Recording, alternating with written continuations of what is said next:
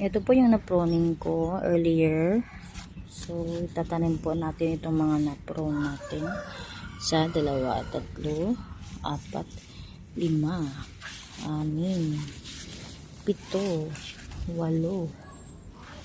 8, 8 pieces po sa isang talong lang po ang na-prone ko. Ayan. Come on. Let's have a video. Ayan. Samahan niyo po ako guys, magtatanim tayo nitong ating na prone para hindi naman po masayang, 'di ba? Kasi sayang naman yung naka-prone tapos tumubo na kaysa magsiseed ka pa. It's better to plant na lang. Di po ba? Oh, meron naman ako diyan na nakahanda na ano.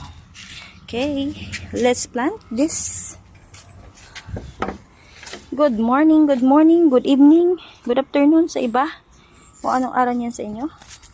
Today po ay magpa-plant. Sinsya na po sa itsura ko. Magpa-planting po tayo ng ating eggplant na ating napoprone today. Okay? Kuha lang tayo nito. Ito.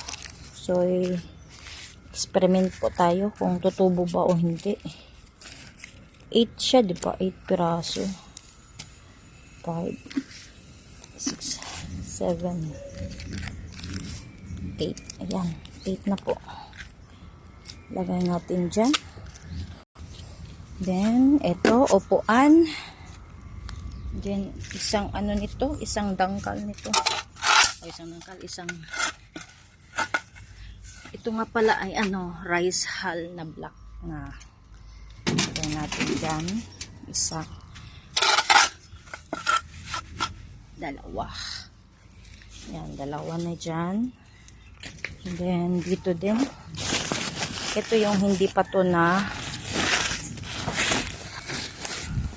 hindi pa siya na, ano, na rice hull. Hindi pa naluto. Hindi. 2 din to.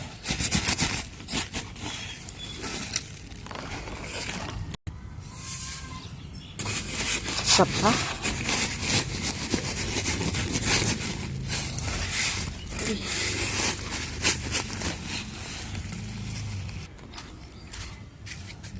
Dalawa. Then, ito naman, 2 din dito sa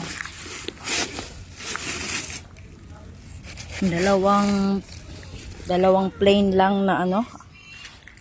Isa pa ito.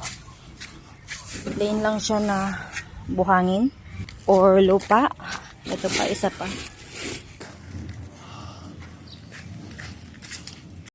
Ito, pangalawa. And ito din. May ano to, may vitamins to. 2 din dito. Yan. Sa panghalo dyan. Tingnan nyo, ibang kulay niya. May ano po yan, may pataba. Isa pa.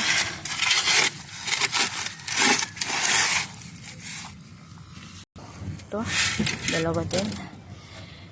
Okay. Okay, play right now. Okay, haluin natin.